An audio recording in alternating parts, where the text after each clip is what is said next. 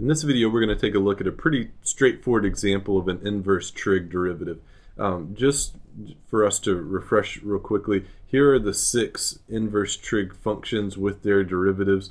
We have them all listed here. I'm not going to go through and read them all, but as I said earlier, I would highly suggest putting these on a flashcard just to help you memorize each of them, because you're going to most likely, unless you have an instructor that would allow you to have like some sort of book during a test or open notes or something like that, which I don't personally do, but I know some instructors do. You'll need to know these, and so just be aware of that. So here are the 6 main inverse trig derivatives, and let's take a look at our problem now.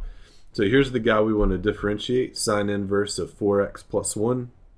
And this is very typical. Normally they won't just ask you what's the derivative of sine inverse of x. That would be pretty boring. That's just basically just quoting just the basic derivative. There's nothing very interesting going on here. They'll usually throw a little twist with a chain rule or something like that, which that's exactly what we have going on here. The stuff on the inside is your inner layer, and the sine inverse function is your outer layer. So here we go. F prime of x would be, well, let's go back and remind ourselves what's the derivative of sine inverse.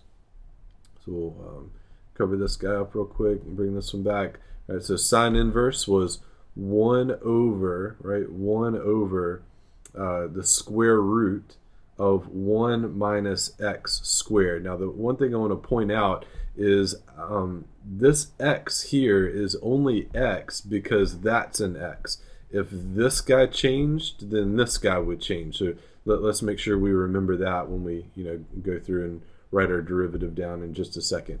Another thing we need to remember is if this was sine inverse of, let's call it u, sine inverse of u, and we have like a chain rule going on, sure, we would have 1 over square root 1 minus u squared, but we would also have a u prime at the end, because remember, chain rule from some time ago, you follow this outside derivative with the derivative of the inside. So with those two things in mind, let's go through now. All right, so here we go.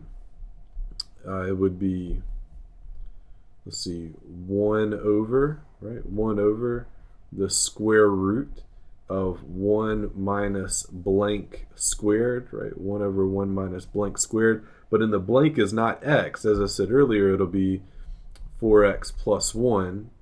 And then we'll follow that with the derivative of this inside right here, which would be times 4. So you could put the 4 here, or you could put the 4 up here as well. Either way is fine. I think I'll just leave it like this. And so this would be this function's derivative.